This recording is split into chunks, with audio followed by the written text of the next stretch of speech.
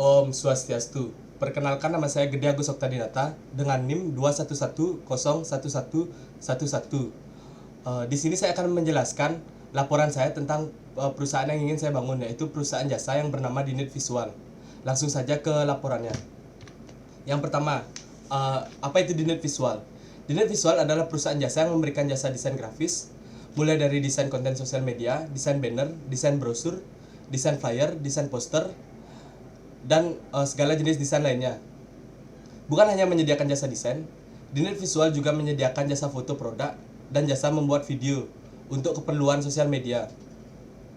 Selain itu, Dinit Visual juga menyediakan jasa untuk mencetak langsung desain dari desain yang sudah dikerjakan oleh Dinit Visual, dan jasa sosial media manajemen jika klien atau customer merasa kesusahan untuk mengupload desain atau foto atau video dari Dinit Visual.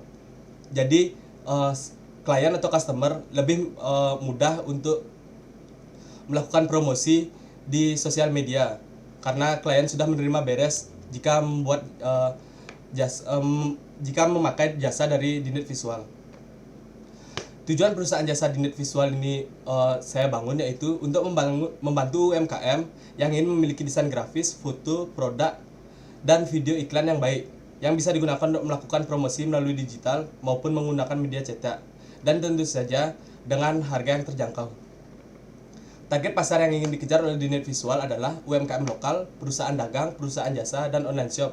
Di sini saya memfokuskan online shop karena online shop yang paling memerlukan jasa desain, foto, dan video dari Dinit Visual. Di sini saya akan menjelaskan sedikit jasa yang saya tawarkan. Yang pertama yaitu jasa desain grafis. Pada jasa desain grafis, saya memberikan jasa yaitu jasa desain sosial media, desain logo, desain kartu nama, desain buku menu, desain poster, desain flyer, desain banner, desain brosur, desain ilustrator, dan desain trace image. Yang kedua, di sini saya memberikan jasa foto dan video, baik itu foto produk, video iklan, dan segala macam foto dan video untuk keperluan promosi di sosial media. Yang ketiga, saya menawarkan jasa cetak dan manajemen sosial media untuk mempermudah customer melakukan posting ke sosial media untuk keperluan promosi. Oke, sebelum kita masuk ke jasa yang saya tawarkan, di sini adapun hal yang perlu disiapkan untuk memperlancar kegiatan saya untuk membangun perusahaan jasa desain saya. Yang pertama, ada hardware. Pada hardware kita harus menyiapkan PC, keyboard, mouse, dan WiFi. Lalu yang kedua ada software. Di sini saya menggunakan software dari Adobe, yaitu Adobe Photoshop untuk desain, Adobe Illustrator untuk desain, Adobe Premiere Pro untuk mengedit video, Adobe After Effects untuk mengedit video dan animasi. Yang terakhir yaitu Adobe Lightroom untuk mengedit foto yang telah saya foto. Dan yang terakhir saya menggunakan aplikasi yaitu CorelDRAW untuk keperluan desain. Selain itu, di sini saya hal yang perlu saya siapkan yaitu modal awal. Diperkirakan modal awal saya itu 15 juta. Sebagian besar itu untuk membeli hardware dan sisanya untuk membeli lisensi dari software. Dan yang terakhir, saya memerlukan relasi. Relasi yang saya maksud ini adalah kerjasama dengan perusahaan media cetak. Saya lanjut. Nah, di sini saya akan menjelaskan tentang struktur organisasi saya. Yang pertama, ada owner. Job desk dari owner adalah memantau pekerjaan dari tim Dinit Visual, memberikan modal awal untuk membuka perusahaan jasa Dinit Visual. Yang kedua, ada admin. Job desk dari admin adalah untuk berhadapan langsung dengan klien, seperti menjadi customer service, menjadi penerima pembayaran, penerima pesanan, dan segala hal yang menyangkut hubungan perusahaan dengan customer. Dan yang ketiga, ada accounting. Job desk dari accounting adalah mencatat segala jenis transaksi dan mengatur keuangan dari perusahaan Dinit Visual. Yang keempat, ada editor. Di sini editor memiliki job desk yaitu sebagai orang yang mendesain, mengedit foto, dan mengedit video yang sudah dipesan oleh customer dari perusahaan jasa saya yaitu Dinit Visual. Dan yang terakhir ada marketing. Di sini marketing memiliki job desk yaitu melakukan pemasaran jasa yang saya berikan di Dinit Visual. Oke, saya lanjut. Nah, di sini saya akan memberitahukan upaya yang dilakukan untuk melakukan pemasaran. Yang pertama, strategi pemasaran yang dilakukan dengan cara melihat kebutuhan desain yang dibutuhkan oleh masyarakat. Karena perkembangan zaman, maka promosi dilakukan melalui media online atau media digital. Media digital yang saya maksud itu adalah media sosial dan marketplace. Yang kedua, word of mouth atau mulut ke mulut. Ini bisa melalui keluarga, tetangga, dan teman-teman kampus.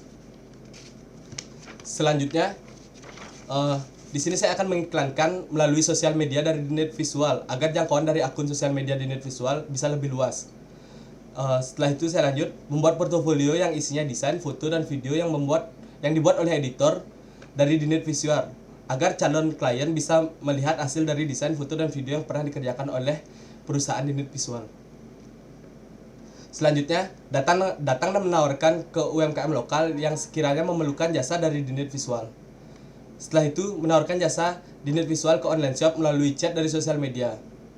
Selanjutnya, menjanjikan pelayanan yang maksimal kepada calon customer dan klien.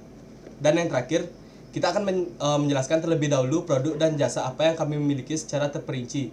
Kemudian akan bertanya kepada pelanggan jasa desain apa yang dibutuhkan, dan kami akan menawarkan desain dan press list yang sesuai yang masuk ke dalam budget dari calon customer dan klien kami. Itu adalah upaya-upaya yang saya lakukan untuk melakukan pemasaran dari jasa Dinet Visual yang saya buat. Oke, saya lanjut. Nah, di sini saya akan menjelaskan analisa SWOT yang sudah saya kerjakan. Yang pertama, kelebihan. Memberikan jasa layanan desain yang menyesuaikan keinginan customer. Yang kedua, memiliki harga yang terjangkau. Yang ketiga, 100% original creative design. Itu maksudnya 100% itu desain tidak pernah dijual belikan terlebih dahulu. Jadi orisinil itu milik dari klien. Yang keempat, mendapatkan ide konten langsung dari editor Dinet Visual. Yang kelima, mendapat opsi pilihan desain. Misalkan desain yang pertama tidak disukai oleh customer, maka tim editor dari Dinet Visual akan memberikan ide atau opsi pilihan desain yang lainnya. Setelah itu, banyak promo menarik yang akan saya berikan kepada customer. Dan yang terakhir, tidak hanya menawarkan jasa desain, tapi Dinet Visual juga menawarkan jasa percetakan dan sosial media manajemen agar mempermudah klien. Yang kedua, yaitu kekurangan. Yang pertama, proses pengerjaan tidak cepat. Kenapa tidak cepat? Karena di sini saya mengerjakan sendiri, dan siapa tahu keperluan desain itu membludak, jadi proses pengerjaannya mungkin agak lama, tapi akan diusahakan lebih cepat.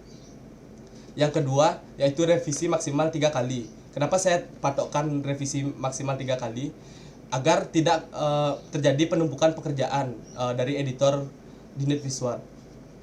Yang ketiga, peluang. Banyaknya pedagang yang berjualan di sosial media itu adalah peluang pertama dari Dinet Visual. Kenapa saya bilang banyak pedagang yang berjualan di sosial media? Karena seiring berjalannya waktu, desain itu sangat diperlukan untuk melakukan promosi di sosial media.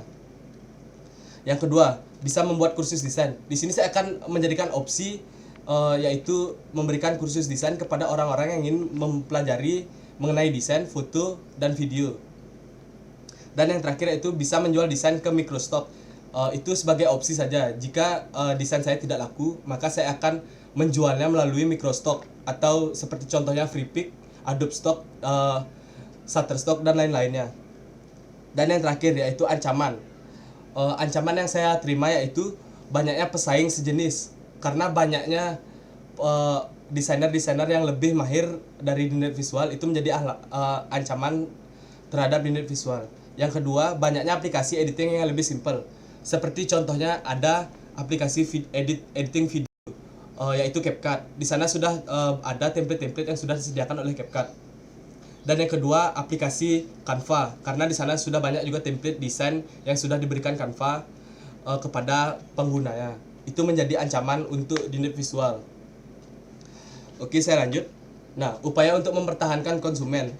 Yang pertama, upaya saya untuk mempertahankan konsumen adalah memberikan pelayanan maksimal kepada konsumen, memberikan promo menarik kepada konsumen, bersikap sopan santun kepada konsumen agar konsumen itu merasa nyaman. Yang keempat yaitu sering mengadakan tanya jawab kepada konsumen. Itu membangun engagement atau interaksi antar penjual jasa dan pembeli. Dan yang terakhir yaitu menerima masukan dari konsumen. Itu menjadi bahan evaluasi dari Dinit Visual untuk melakukan upaya mempertahankan konsumen. Oke, saya lanjut. Kendala dan permasalahan yang saat melakukan pemasaran. Yang pertama, banyak orang masih beranggapan bahwa desain, foto, dan video tidak terlalu berguna. Kenapa seperti itu? Sekiranya kita dipandang sebelah mata oleh calon pembeli karena desain itu dianggap remeh, tidak berpengaruh kepada promosi yang dilakukan di sosial media. Yang kedua, menawar harga sampai harganya jatuh. Itu sama seperti penjelasan saya yang tadi, karena kita masih dipandang sebelah mata, maka penawaran harga akan menjatuhkan harga dari yang sudah kita berikan. Yang ketiga, banyaknya pesaing yang mencoba menjatuhkan dengan membuat akun palsu untuk memberikan nilai buruk di review perusahaan Dinit Visual. Dan yang terakhir, kurangnya modal untuk melakukan pengiklanan dari sosial media Dinit Visual. Setelah itu, saya memiliki solusi, ini menurut saya pribadi, yaitu jika terjadi kendala dan permasalahan yang menimpa kita saat melakukan pemasaran seperti yang dijelaskan di atas itu, sebenarnya cukup mudah. Dan dengan ini memberikan penjelasan secara detail dan gampang dipahami oleh konsumen agar konsumen itu sadar dan pasti akan memberikan feedback baik kepada kita. Oke, saya lanjut. Nah, mungkin segitu saja penjelasan dari saya. Di sini saya akan memutarkan video promosi yang saya lakukan kepada UMKM lokal, yaitu pedagang canang dan pedagang pisang goreng. Pedagang canang itu merupakan tempat saya membeli biasanya canang. Di sana saya melihat peluang bahwa pedagang canang itu bisa melakukan promosi di sosial media. Jadi saya menawarkannya langsung kepada pedagang canangnya. Dan yang kedua yaitu pedagang pisang goreng yang menitipkan jajanannya di warung-warung. Itu kemungkinan menurut saya menggunakan jasa desain sangat diperlukan agar si pedagang itu bisa melakukan pemasaran dagangannya dari sosial media. Oke, videonya bisa dilihat di sini. Halo, selamat malam Kak. Kenalin, saya Agus Okta dari kampus Tiki. Di sini saya sambil ngerekam Kak ya. Iya, nggak apa-apa. Jadi gini Kak, kan aku dapat tugas dari sekolah nih. Di sini aku buat perusahaan jasa sosial media atau banner dan kartu nama. Di sini sebelumnya Kakak jualan apa ya Kak? Di sini saya jualan canang dan perlengkapan untuk persembahyangan. Oh, sebelumnya Kakak ada niatan untuk masuk ke sosial media nggak untuk promosiin barang-barang Kakak ini? Untuk saat ini mungkin saya tidak tertarik karena jualan ini untuk mengisi waktu luang saja. Jika kita juga ada jasa untuk pembuatan banner dan kartu nama sih Kak. Kalau banner mungkin Kakak ada niatan untuk membuat di kita? Mungkin itu juga mungkin saya belum berani. Berarti mungkin ya yang terakhir mungkin kartu nama Kakak perlu sih kayaknya. Kartu nama ya, coba saya pikirkan dulu, boleh minta WA kakaknya, saya ikutkan lagi. Oke Kak, ini WA Kak saya Kak, bisa dicek. Halo, selamat malam Pak. Perkenalkan, saya Agus Okta dari kampus Tiki Indonesia. Di sini saya mendapatkan tugas dari mata kuliah e-bisnis untuk mempromosikan jualan saya. Di sini saya sambil memvideokan, tidak apa-apa? Nah, Pak, boleh. Di sini kan setahu saya itu Bapak jualan pisang goreng, apa benar Pak? Ya, saya sehari-harinya berjualan pisang goreng.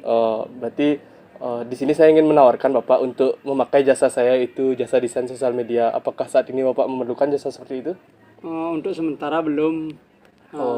Sejualannya masih manual. Berarti kalau misalnya pembuatan kartu nama, apakah Bapak masih berminat itu? Belum juga sementara. Ya ada Pak. Mohon maaf atas mengganggu waktunya. Jika Bapak mungkin berminat dengan jasa yang saya tawarkan, Bapak bisa hubungi WhatsApp saya atau saya mencatat WhatsApp Bapak di sini ya. Oh iya. Berapa boleh. WhatsAppnya?